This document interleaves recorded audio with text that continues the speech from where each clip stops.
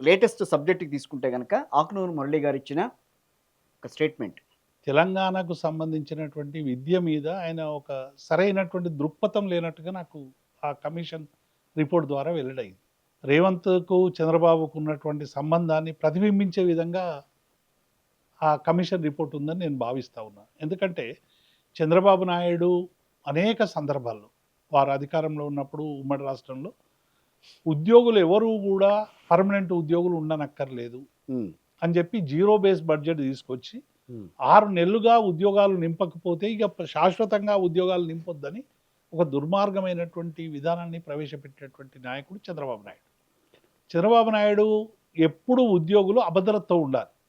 Permanent ఉద్యోగి అనేటోడు ఉండకూడదు అని చెప్పి ఆయన ఒక సిద్ధాంతం పెట్టుకొని కాంట్రాక్ట్ వ్యవస్థను సృష్టించి ఇవాళ వేలాది మంది కాంట్రాక్ట్ ఉద్యోగుల బతుకులు ఇట్లా మారడానికి కారణమైనటువంటి నాయకుడు చంద్రబాబు నాయుడు. నాకు ఆ నివేదిక చూస్తే ఉపాధ్యాయులు కూడా కాంట్రాక్ట్లో ఉండాలి.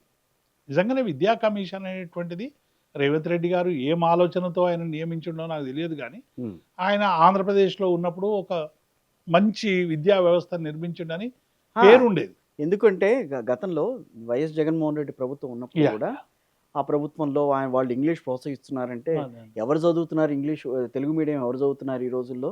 అని చెప్పి నిన్న గూడా నేను ఒక ఇది గూడా చూసాను నేను. నేను మాట్లాడుతున్న వాళ్ళు ఇంగ్లీష్ మీడియంలో జాయిన్ చేశారా వాళ్ళ పిల్లల్ని? అంత దాకా బాగా మాట్లాడిన వ్యక్తి, ఈ రోజున ఆయన చేస్తున్న సిఫార్సులు చూస్తే బాధేసింది. పేదల జీవితాల గురించి, పేదల బతుకుల గురించి ఆలోచిస్తాడనేటువంటి ఒక ఆ నమ్మకాన్ని హ్మ్. నిన్న దాంతో పూర్తిగా పటాపంచలైపోయింది. గవర్నమెంట్‌లో చేరక ముందు ఆయన మాట్లాడిన మాటలకి, మాటలకి ఇప్పటికి ఇప్పటికి అసలు పొంతనలేదు. పొంతన లేదు. పొందలేదు. ఒకటి చాలా ఆబ్జెక్షనబుల్ టీచర్లు ఎవరు గూడా పర్మనెంట్ టీచర్లు ఉండొద్దు. కాంట్రాక్ట్ వ్యవస్థ ఉండాలనేది చాలా బ్లండర్ మిస్టేక్ అది.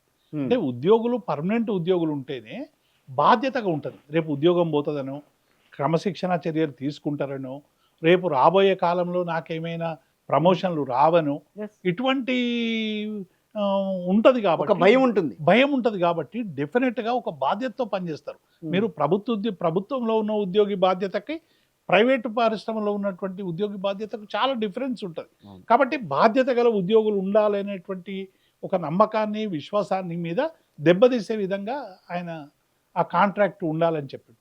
ట్రాన్స్‌ఫర్‌లు వద్దు. అవి హ్మ్. మండలానికే పరిమితం చేయాలి. టీచర్లకే ఉండాలి. అంటే కలెక్టర్లకే అధికారాలు ఉండాలంటే విచ్చలవిడి విచ్చలవిడి. అధికారాలు ఇస్తే టీచర్లు ఒక ఎమ్మెల్యేనో, ఒక ఎంపీయో వచ్చి ప్రెషర్ చేసి మాకు అక్కర్లేదు ఈ టీచర్ అంటే నువ్వు తీసి పడేస్తావా?